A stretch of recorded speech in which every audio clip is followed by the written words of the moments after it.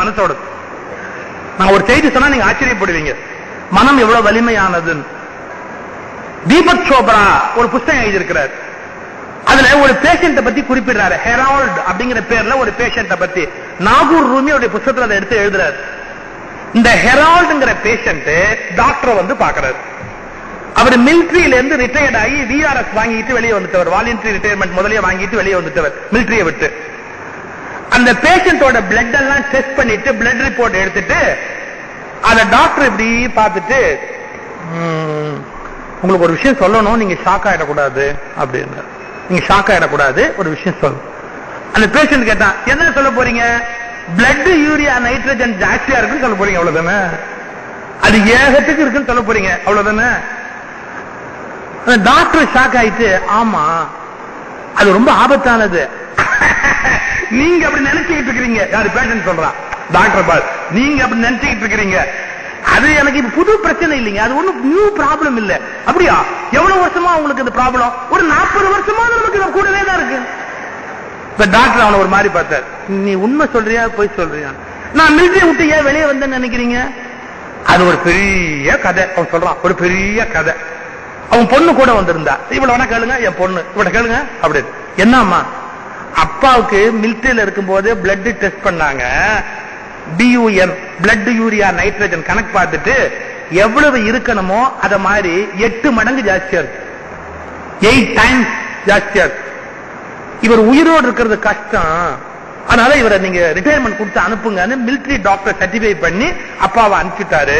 அனுப்பும் போதே சொன்னாரு, நீ ஒரு 2 வருஷம் உயிரோடு இருந்தா பெரிய விஷயம்பா, அதுக்குள்ள லைஃப் நல்லா என்ஜாய் பண்ணிக்கோ அப்படின்னாரு. எங்க அப்பா 2 வருஷம் ஆன உடனே மறுபடியும் அந்த டாக்டரை பார்க்கலாம்னு போனாரு. டாக்டர் போயிட்டாரு.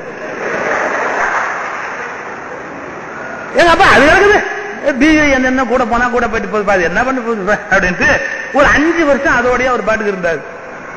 ஒரு 5 வருஷம் கழிச்சு வீட்டுல ஒரு நாள் கொஞ்சம் உடம்பு சரியில்லாம போனது, மறுபடியும் ஒரு டாக்டர் போய் காமிச்சோம். அவரு பார்த்து இதே மாதிரி பிளட் டெஸ்ட் எல்லாம் பண்ணிட்டு, என்ன உனக்கு பிளட் யூரியா நைட்ரஜன் ஜாஸ்தியா இருக்கு, அப்படி இருக்கக்கூடாது, ரொம்ப ஆபத்து, இப்ப இருந்தா. அவர் சொன்னாரு, எவ்வளவு வருஷம் சொல்ல போறீங்க, யோசிச்சு சொல்லுங்க. இவர் அவர் சொல்றாரு, யோசிச்சு சொல்லுங்க. ஏன் அவ்வளவு வருஷம் தான் நீ இருப்ப, அதனால சொல்றதுக்கு முன்னாடி யோசிச்சு சொல்லு.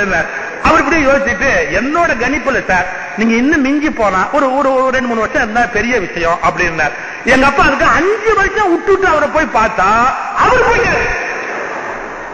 அதுல எங்க அப்பா முடிவு பண்ணார், என்ன நிறைய டாக்டர் அனுப்புறது நல்லா இல்ல அப்படின்னு முடிவு பண்ணி எங்க அப்பா டாக்டர் பாக்குறத நிறுத்திட்டாரு.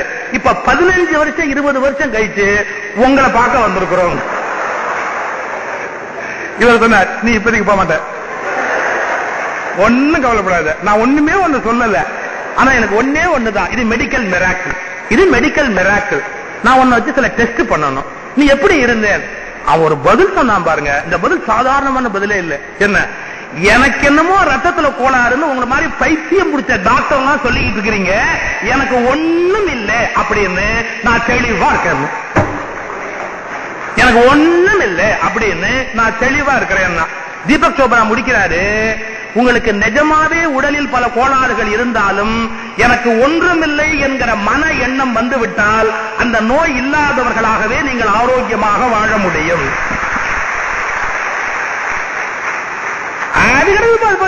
என்ன கட்டு போய் சுகர் இருக்கு, அது நம்மளை விட்டா வேற எங்க போய் இருக்கும், அது பாட்டுக்கு இருக்கும். பிபி என்ன கட்டு போச்சு, அது பாட்டுக்கு இருக்குமே.